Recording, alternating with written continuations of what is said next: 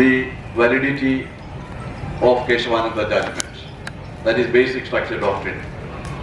So once you change the basic structure, then everything goes. Now how can you change that that Keshavananda position? As I told you, there were 13 judges who decided this. Now you can, if you get, any party which gets a majority, brute majority, they can have a 15 judges bench constituted and review, repeal, overrule the Keshavananda judgment and restore this power to Parliament, meaning thereby the Parliament can change any part of the Constitution. There is no basic structure. Now this is a reality. This is not an idle dream or anything. This is a very strong possibility. All that is required is to set up a 15 judges bench and get the Keshavananda decision overruled. And after that, you can switch over to a presidential system of government. You can make it a theocratic state, and you can do whatever you want. You can make it a presidential system of government. All these things are possible if Keshavananda Bharati judgment is overruled. And that, according to me, is a very distinct possibility. ఇక్కడే చాలా కీలకమైన అంశం మనం గుర్తుంచుకోవాల్సింది. Kesavananda Bharati case ఉంది, ఆ తీర్పు ఎప్పుడు కూడా కాపాడుతుంది. అది నిజమా? ఈ రోజున పార్లమెంటరీ ప్రజాస్వామ్యాన్ని తీసేయలేము, సమాఖ్య విధానాన్ని తీసేయలేము, లౌకిక వ్యవస్థను తీసేయలేమని ఎందుకు అంటున్నాము? కేశవానంద భారతి కేసులో 13 మంది జడ్జీల యొక్క ధర్మాసనం మౌలిక లక్షణాలు, మౌలిక స్వభావాన్ని మార్చకూడదని చెప్పింది కాబట్టి ఆ ప్రాతిపదిక మీద మనం మాట్లాడుతున్నాం. కానీ నిజంగా కేశవానంద భారతి కేసు చెప్పినటువంటి మౌలిక స్వభావం అనే అంశాన్ని తీసేస్తే ఏమవుతుంది?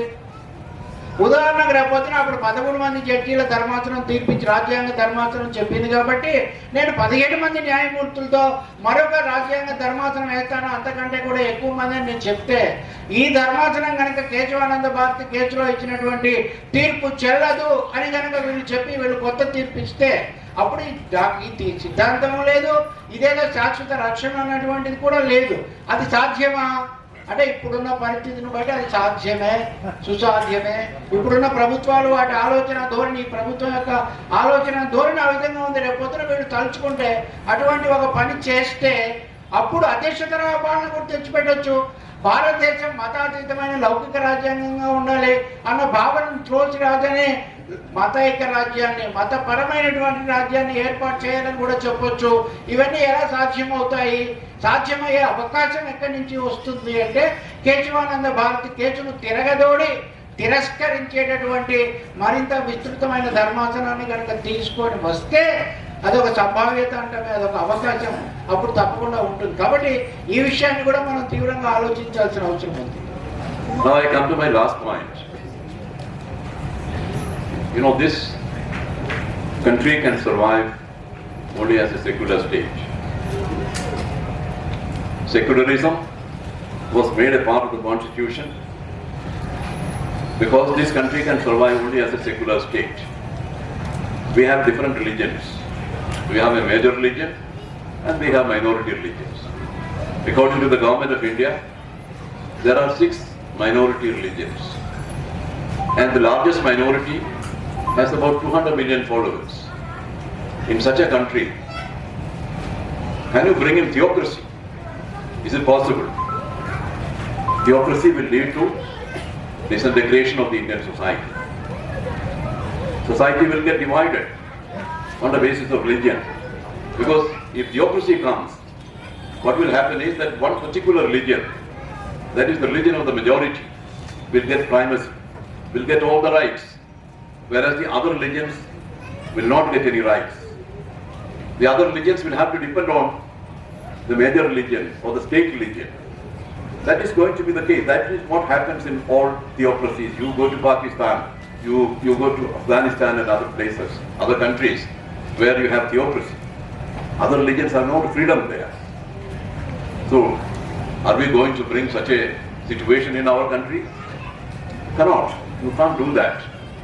Secondly, in our country, because of the peculiar social structure that we have, where the society is divided on the basis of caste, there is always a chance of majority of the people being kept out of the power structure. And that has been the case all through.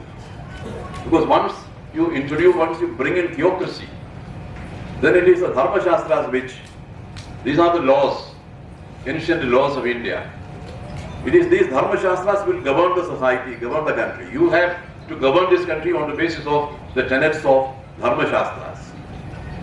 Then, if you govern the whole country according to the Dharma Shastras, then the power cannot be shared with the subaltern class, the lower orders of the society. And in the modern age, in 21st century, do you think it is possible? It is not possible. So what happens is, this will lead to disintegration. So what I say is, secularism is the only basis on which this country can survive. And secularism means the state has no religion, and state shall not promote any religious activity. That is the basis of secularism. Some people say that secularism in India means something different from what it means in the European countries. I think it is all meaningless talk. Secularism only means that the state has no religion and the state shall not promote any particular religious activity. Only on that basis. There is perfect equality of religions here. And religion, of course, is a private affair. It's a personal affair. That will not come into the affairs of the state or the governance of the state. That is the kind of situation that will be brought about by secularism. So this country, diverse as it is, can survive only on the basis of secularism. Therefore, all patriotic Indians, it is their patriotic duty to strengthen secularism in this country and defeat all forces which are opposed to secularism and which are trying to destroy secularism. Thank you. చివరి అంశం లౌకిక తత్వం అనే విషయానికి వస్తే, లౌకిక తత్వం అనేది భారతదేశానికి ఒక అనివార్యమైనటువంటి అవసరం. ఈ దేశంగా ఉండాలంటే అది లౌకిక తత్వం ద్వారా మాత్రమే సాధ్యమవుతుంది. భిన్న మతాలు ఉన్నటువంటి దేశం, ఒక ప్రధాన మతం ఉంది, అది కాకుండా 6 అల్పసంఖ్యాక మైనారిటీ మతాలు ఉన్నాయి. ఈ 6 మతాల్లో పెద్ద మతంగా ఉన్నటువంటి మైనారిటీ మతంలో 20 కోట్ల మంది ప్రజలు ఉన్నారు, మిగిలిన వాళ్ళు కూడా ఉన్నారు.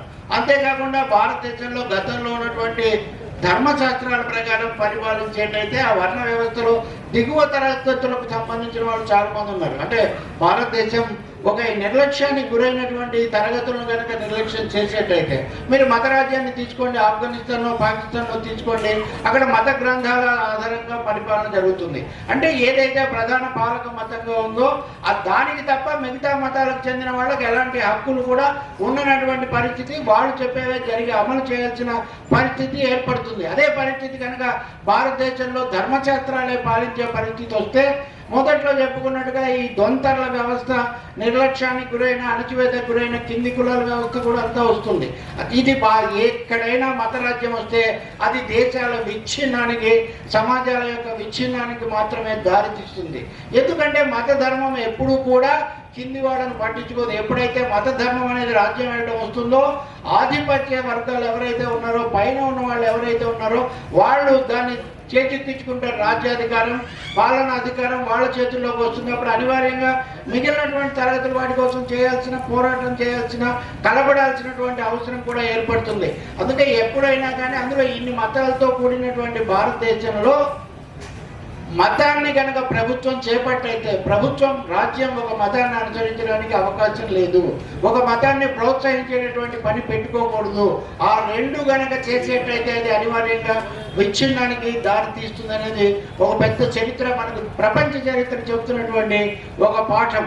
కాబట్టి ఎవరైతే ఈ రోజున లౌకిక తత్వం అంటే వేరు, యూరోపియన్ దేశాల్లో ఉండే లౌకిక తత్వం వేరు, మన లౌకిక తత్వం వేరు, మన ధర్మాల ప్రకారం మనం వెళ్ళొచ్చు అని చెప్తున్నారో, వాళ్ళు భావి ప్రజలను పక్కదోవ పట్టిస్తున్నారు.